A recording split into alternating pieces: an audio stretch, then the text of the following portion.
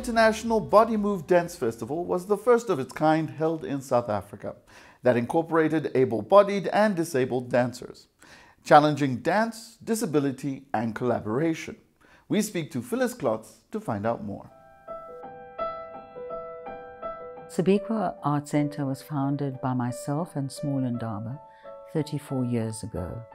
And always our focus has been on marginalized youth, vocational training, job creation, and using the arts, performing arts, to develop communities.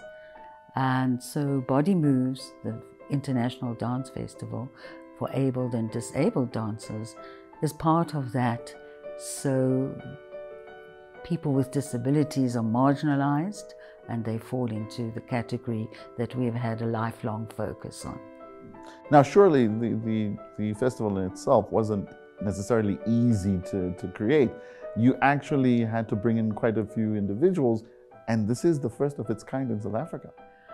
Well, strange enough, it was very easy. Some things which you think are going to be very difficult kind of fall into place quite easily. We are in partnership with several EU governments because of dialogues that we've hosted about the place of arts in South African society, in particular in municipalities.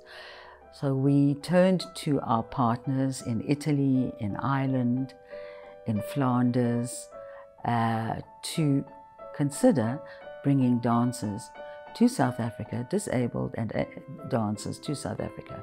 And the British Council as well supported a choreographer, disabled choreographer from Uganda.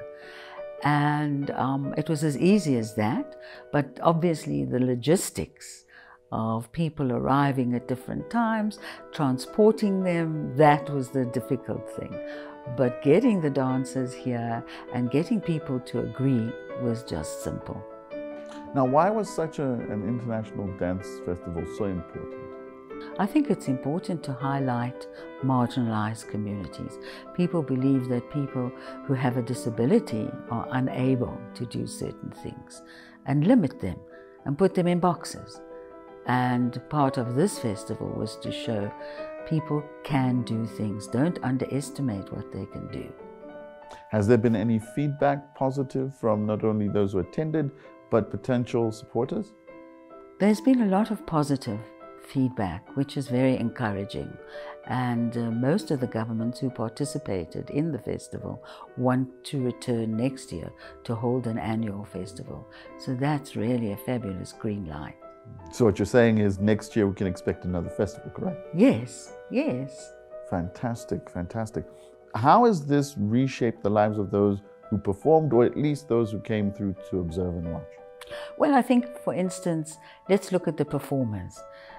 If I think of the 3 Italian dancers, this was their first time outside of South Africa. So it was quite an event for them. The Flatfoot Dance Company from Durban have a Downies, Down syndrome company, and it was the first time for them to dance out of Durban. So they were terribly, terribly excited. And I think a lot of the people who came were, it was their first time out of their country.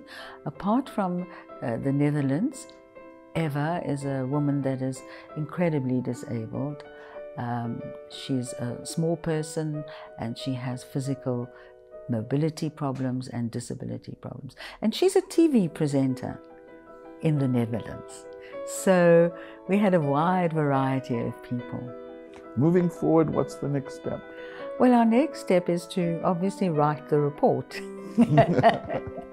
Write the report to the governments and start assessing, you know, do some kind of SWOT analysis, what was good, what was bad, how can we improve, because there's always room for improvement. And then start thinking about getting dancers for next year. There were a few dancers. There's a fabulous blind dancer from Italy, but they were unavailable because, you know, in Europe, not like us, lastminute.com. In Europe, everybody's booking out 2 years in advance. So we need to start looking for the dancers now and choreographers. And I think it's really very, very important that we look at the choreographers as well as the dancers.